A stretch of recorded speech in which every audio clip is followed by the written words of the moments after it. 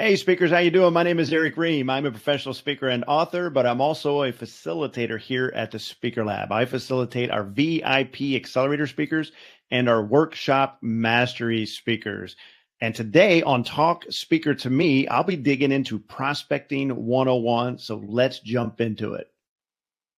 All right, so let's talk about prospecting for a moment. Here's the thing when it comes to prospecting. It is the foundational thing that every speaker needs to jump into early and often to build your speaking business.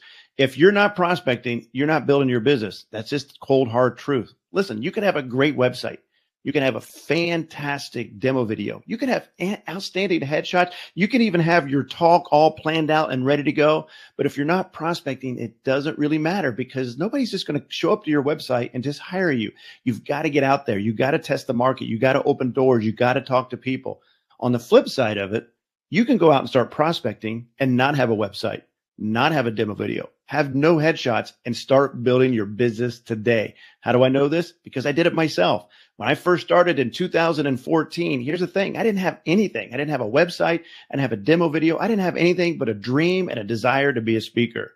I just went out and started prospecting on a consistent basis, and I made over $36,000 with no assets whatsoever.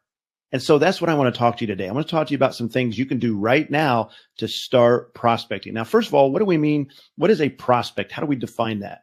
A prospect is any human being that can refer you to someone who can hire you, someone who can hire you, or someone who can open doors to you to the industry that you desire to speak to. That's the bottom line. It doesn't always have to be an event planner. It doesn't have to be a decision maker. It could be Uncle Bob. It could be a person that you worked with a couple years ago that can refer you to someone that can hire you. It could be someone that you refer to or you know that's on a committee that's searching for a speaker at a conference. It could be any of those people, a person with a heartbeat that you could reach out to and have a conversation that can open doors to you is a prospect. Now, here's the thing. When it comes to prospecting, here's what you need to do. Number one, you got to commit to do it. And you got to commit to do it on a consistent basis. Now, the way we look at building our businesses, even if it's not speaking, it could be anything. And we look at our calendar and we look at what we can commit to. We always think about on our best weeks, on our best days, when we feel great, when we've had a full night's sleep, we're not fighting with our spouse. That's not how life works. You got to build in life and the constraints and the obstacles into your speaking business. And so what can you commit to when you didn't get a full night's sleep? You're having a situation with your teenage daughter. You're dealing with an aging parent, but you can still commit to that time commitment. For me, I think it's an hour a day. That's kind of the sweet spot for me. And so I do an hour a day, 5 days a week out of 7 days. I try to commit to prospect in 1 hour a day. I want to challenge you to do the same. Now, what do you do with this hour? That's what I want to talk about quickly on this episode. I want to give you 6 things that I want you to do when you sit down to do your prospecting. And I want you to do it in this exact order. So number one, the first thing I do when I'm doing my power hour and I'm prospecting is I open up my emails and I scan my emails and see, are there any people that have responded to me based on the emails I sent out maybe a couple days ago, yesterday, or a week ago. Now, it can be tempting when I open my emails to look at all the other things that are in there. I don't do that. This is the prospecting power hour. So I scan it. If I have 90 emails and 4 or 5 of them are from people that I've been reaching out to, I respond to them immediately. That's the first thing I do. The second thing I do on my power hour after I did number one is I open up my customer relationship management tool and I go to my pipeline. Now, the CRM, that's a different episode. If you don't know what that is, we'll talk about that some other time, but I just want to give you the overall arching how I do my power hour. So the CRM, this customer relationship management tool, is where it houses all my contacts and all my tasks. So I open up my CRM for my speaking business and I look and see what tasks are overdue or due today. If there's any tasks that are open that I need to get done, I go ahead and do those. Those could be things like following up with somebody I sent an email to. I need to send a book to this person, or I got to send a proposal. I just do those tasks that are due. After I do that, then I go to number 3 on my priority list. And that is I take all the deal cards that I've got currently open. These are deals that I'm pursuing. These are prospects. And I ensure that there's a task assigned to each one. I audit them. This is very important because you can actually open up a deal, assign a prospect to it, and never assign a task, and that's not good. Why? Because you'll forget about it. Like right now, I currently have 96 deals that I'm pursuing.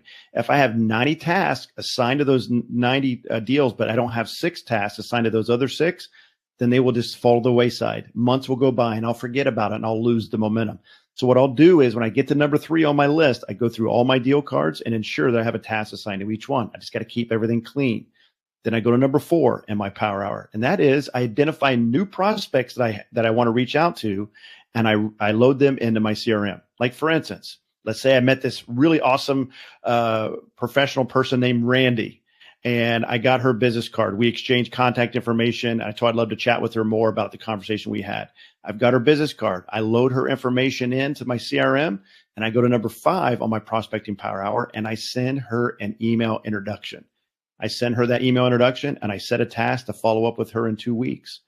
After I do those 5 things, and I still have time in my power hour, then I'll research potential gigs. Now, truth be told, I very rarely get to this because usually my power hour's up by the time I get to this because I'm too busy doing all the other things. But if I have time at the end, I'll research new gigs. Like maybe I'll look at conferences in my area, or maybe I'll look at associations in my area. Is there anybody I can reach out to? The key, though, is if I do this every day on a consistent basis, then it's like a machine. It's a methodology, and it starts to bear fruit if I do it on a consistent basis. Now, a couple things I would recommend that I do when I track and see how well I'm doing. A couple metrics I use. Number 1, how many power hours do I get done in a week? And it needs to be 5. That's the goal. I need to clear that every week. If I don't, then I can ask myself, what can I do next week to ensure I get all 5? The second thing I do is, do I add at least 5 new deals every week? I'd like to add another 5, stack them on every week. This week, I've already gotten 5 plugged in. If I don't get 5 plugged in on a consistent basis, I have to ask myself why. The next thing is, do I land a deal? My goal is to land 1 deal a week. In fact, I landed a deal today, for crying out loud, doing this. And so I want to do 1 a week. And the last one I look at is, how many deals do I have in the pipeline at any one time? I like to have at least 60. Right now I have 96, so I'm way ahead of the game. That is fantastic. Now, the last thing I want to mention, as you're doing your power hour, I want you to think about how often you want to email folks and follow up with them. I recommend 4 emails over 8 weeks. Okay. And all you're doing is you're just consistently following up with people enough times to ensure that if they're interested or not. Okay. So what I'll do is I'll send that email out to Randy. Hey, Randy, I loved chatting with you last week. I'd love to have a conversation with you about how we might be able to work with each other, or maybe the conference you have coming up. I've got these dates and times open. Would you be willing to have a conversation with me? I send that email out, and then I set a task for 2 weeks later to follow up with her. If 2 weeks passes and I have not heard back from her, guess what I do? I just respond back and follow up. Hey, Randy, I sent you an email a couple of weeks ago. Just want to make sure you got it. I'd love to chat with you. I got these dates and times open. What works best for you? Then I set a task to reach back to her in 2 weeks. If 2 weeks happens and I don't hear back from Randy, I'll send her another email, and I'll set a task to get back with her in 2 weeks. If 2 weeks goes by and nothing happens, I haven't heard back from her, I send her a final email. Hey, Randy, I know you're busy. I don't want to bother you. If you're not interested, I don't hear back from you, I'm going to assume you're not interested. I'm going to close this out and move on. However, if you are interested, I'd love to have a conversation with you. At that point, if she's not interested, she's going to blow me off. If she is interested, she'll follow up with me and we'll set up the conversation. The reason why I do it that way, and it takes me 2 months to explore that with one person, because you got to give room for life. Maybe Randy just got married and she just got off a honeymoon and she hasn't had time to chat with me. Or maybe she's dealing with a situation at home, or maybe she's just got a big project she's working on and she just truly hasn't had enough time. So you're allowing life to happen. The bottom line is this: I got a method, I got a system, I just follow the system. The system has no skin in the game. It has no feelings. It's just a system. And what's nice about it is when you're following a system, it takes the emotion out of it, because you know if you do it on a consistent basis, you know that you're going to win the gigs you're supposed to get, and the ones you're not supposed to get, you're not going to get. Listen, I've got 96 gigs I'm pursuing.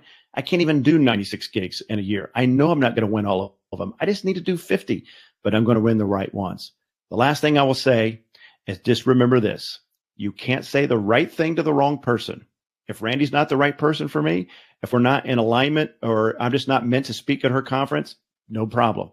No matter what I say, it doesn't matter. I can have the best website, the best demo video. She's not going to hire me. However, you can't say the wrong thing to the right person. So if Randy truly is the right person and we're in alignment, I might even mess it up. I might skip the meeting accidentally. I might miss the meeting. I might have a horrible website.